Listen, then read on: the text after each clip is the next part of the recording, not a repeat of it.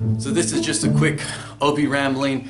When we were talking about the topic of love, the idea of the friend zone came up, and I found myself trying to talk about it in relation to Anakin and and Star Wars and how that all relates, but really I found it was kind of a separate topic. And the idea of the friend zone, I've seen two sides of it. It's either people crying about it or people who say it doesn't exist. And both of those are incorrect viewpoints. The friend zone absolutely does exist, but it's very simple. It's just when one friend develops sexual and romantic feelings for another friend and it's not reciprocated, right?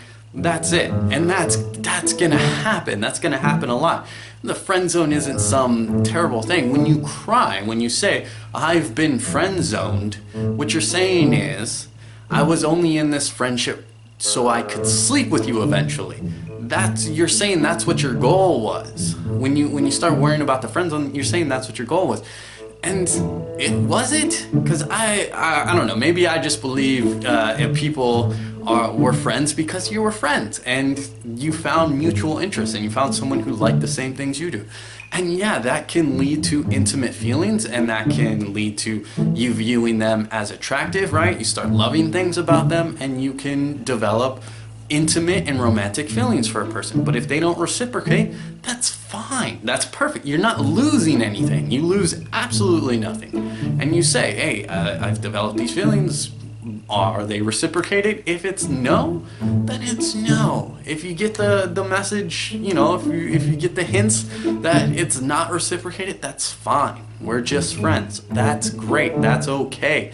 You can be friends. It's still a wonderful relationship to have. Friends still have their own intimacy. They still have that own good friendship to have. So let's not pretend that the friend zone doesn't exist, because it absolutely does. But let's not sit there and say like it's a bad thing. It's not a bad thing. It's a beautiful thing. You got your friend. You get to be happy. You get to experience them. You still get to hang out with them. These are still great things to have. And another thing to remember is not everyone's meant for you. And I think that's something that's missed too much. Just because you find someone attractive, just because you want to be with someone, doesn't mean that they feel the same way. And that's fine. Not everyone is meant for you. But there is someone meant for you. And you have to take the time and you have to be open to the possibility of other people.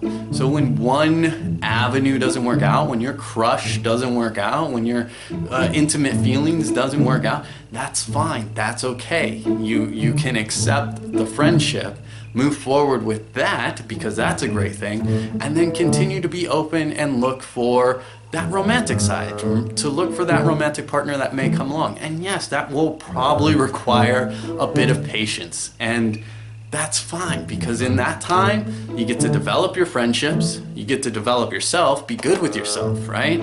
You want to learn to love yourself most of all. That's like core basic. Before you go off running into a romantic relationship, make sure you're good with you first. Make sure you're good being alone and that you're good spending time by yourself. And then look for that romantic relationship and be open to that blossoming in whatever way that may come about, right? It's just about being open to the possibilities. But don't cry about the friend zone. Let's not pretend it doesn't exist, and let's just accept it for what it is. We're doing the voting on the other video that's already been posted, so you can go to that video and vote for next week's topic.